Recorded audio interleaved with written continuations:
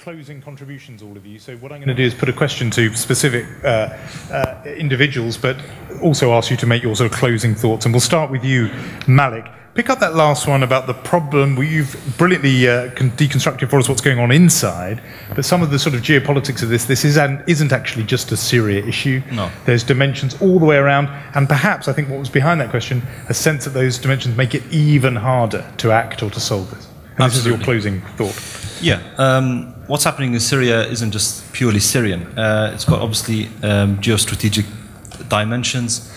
The funny thing is, before Hafez al-Assad became president in 1970, or before the Ba'ath Party coup in 1963, Syria was very much a political football between countries, neighboring countries that were more powerful than Syria: Iraq, Turkey, Saudi Arabia, Egypt, and also the Sub-Union, the United States, Britain, and France.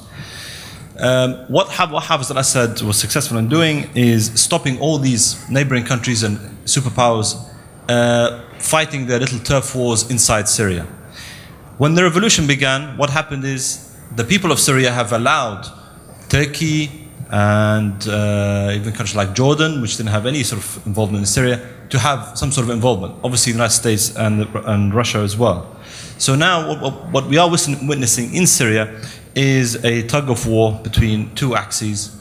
One is a Western-led axis with Saudi Arabia and Qatar kind of taking center stage, and another one between Russia, Iran and China on the other hand.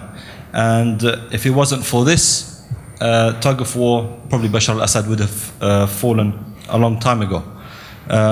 So even if Bashar al-Assad falls, Syria will continue to be a center where there will be regional and international proxy wars, if you like, not necessarily military, but certainly political. Thank you. Roger, your column in the paper is called Globalist. You take this sort of geopolitical view.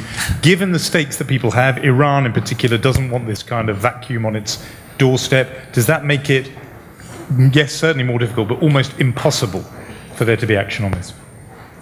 Well, I think Iran, very specifically, does not want the Assad regime to fall because it's Iran's sole real strong ally left in the Middle East. I think the Arab Spring has been very negative for Iran. Nobody's talking about Iranian-style theocracy in Tunis or Cairo or anywhere else. I think we do have all the potential for a proxy war in Syria, and to some degree it's already begun. And you know, how it plays out, I don't know how long it will take, but I'm certain of this. I don't think Syria can be an exception to the trend we've seen throughout the region. What we're witnessing in the Arab world, I think, is comparable to what happened in Latin America in the 1980s, in Europe in the 1990s.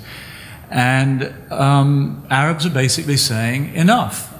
We are not going to be ruled by these Paleolithic characters who seem to think that our countries belong to them.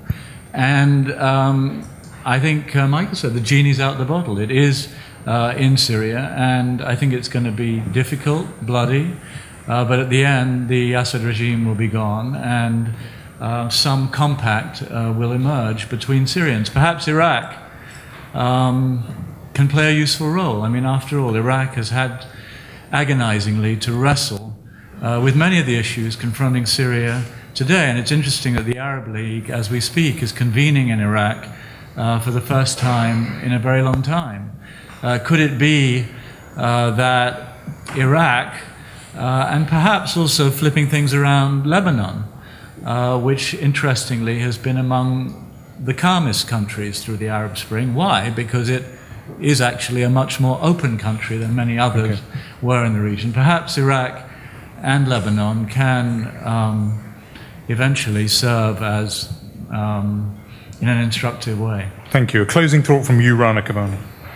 I'm afraid I don't share that rosy view of Iraq or Lebanon being able to play a useful role in Syria, simply because both Lebanon and Iraq are very much controlled by Iran at the moment. We've heard Maliki's outrageous... I would question that. Well, yeah, okay, let me have my say. You'll have to question it afterwards. Go on, run. We've had Nouri al-Maliki's outrageous support for Bashar al-Assad, even though he did hold the Baghdad conference there. And we've had Hezbollah's outrageous support for Assad, which has led to Hassan Nasrallah being one of the most reviled people in Syria after having been one of the heroes to the Syrian population. And Iran has played a role in Syria that was very much one that leads us to where we are today. Hafiz Assad, when he went against the Arab consensus and stood by Iran in the first Gulf War, was doing something that we see the consequences of today. Now, we all speak about Hafiz Assad's crimes and his brother Rifat Assad's crimes. What we don't know is the third brother, Jamil Assad, who was instrumental in forging this symbiotic relationship between the sectarian Assad regime and Iran. It's very interesting, new elements introduced there. Paul, I want to put to you the question that came from the back there about the rumour that only 40% of the army is being used and there's the rest there still in barracks, cut off without communications, they don't know everything that's gone on so far, ready to be unleashed. Did you pick up any sense of that, and also just a closing thought? I mean, that's something that we were told very early on in the first days of going to Syria, that they kept them separated in the barracks, they kept the phones off, they didn't allow them Al Jazeera, Sky TV. I believe to a point that's true. I believe at this point in time now they're a very demoralised army. They've seen a lot of losses, not only from Free Syrian Army combat, but also from the security services who do actually shoot the army if they don't attack when and how they're told. As for numbers, 40%, I just can't verify. It's not something I can do. As a closing statement, I was in Misrata for 2 months. I saw the Libyan people, what happened to them under Gaddafi. Essentially, the genie was out the bottle. Gaddafi was never going to put them people back under the cosh. I think the same has happened in Syria. They won't put the lid back on what has happened. I think it's inevitable that some form of intervention, arming, is going to take place. I don't think it'll be solved diplomatically, and I think the longer we leave it, the more people will die, and it's just a matter of how long we're all capable of sitting back and watching the death rate raise. Thank you. I'm going to skip over to Michael Weiss because I want to, in deference to your thought, Nadim is going to get the last word tonight, but I'm going to put to you, Michael Weiss, the question about Turkey and what role there might be for Turkey in all of this.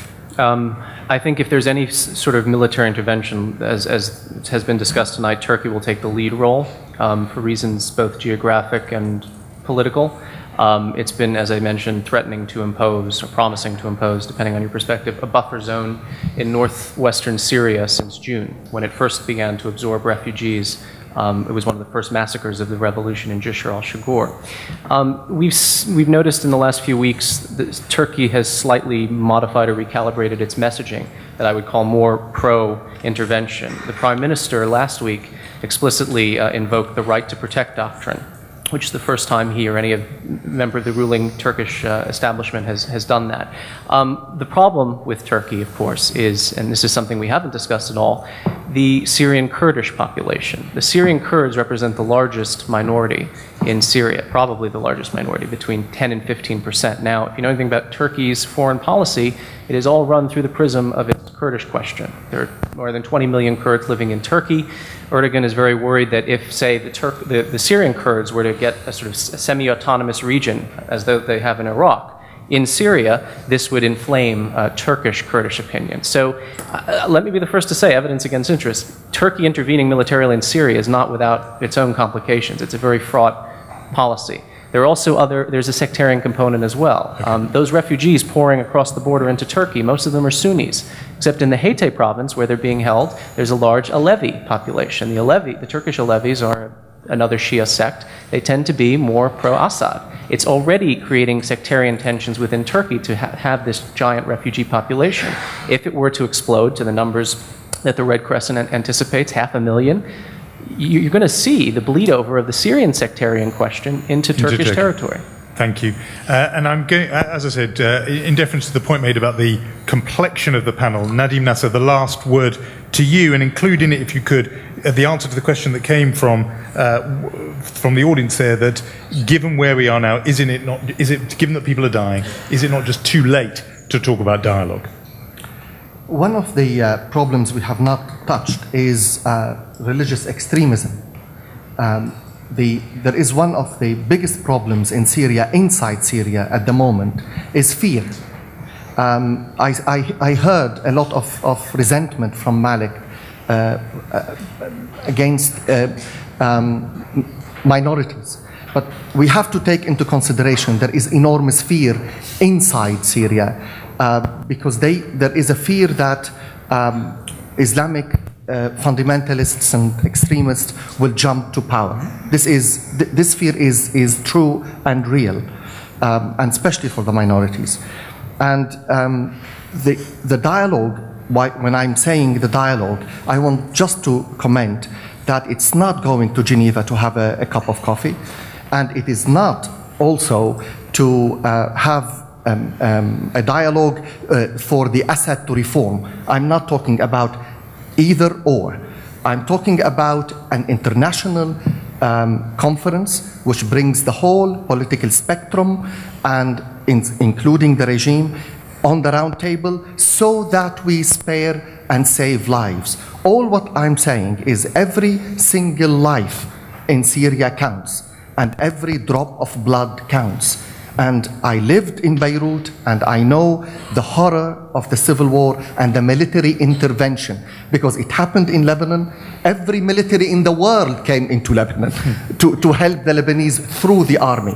And Iraq is the same, Afghanistan is the same, and all military intervention caused more trouble and more bloodshed.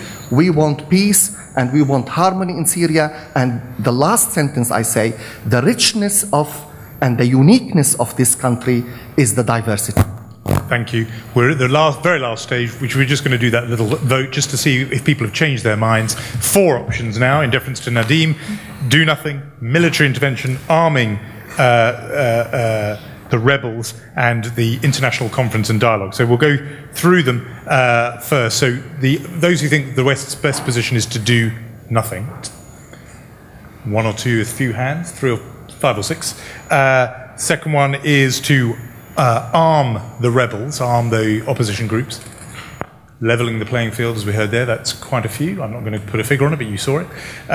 Full-scale military intervention of the kind advocated there, many more than there were before. And lastly, that call for an international conference. So quite a few takers for that. And maybe some of you voted for several options. Well, I'm not the only one here. I'm equal 20. Don't all get up yet. Don't all get up yet. Please just stay, because I'm sure you're going to want to join me in, first of all, agreeing that whatever the complexion of views on the panel, a great deal of expertise assembled here. I certainly learnt a lot. Please thank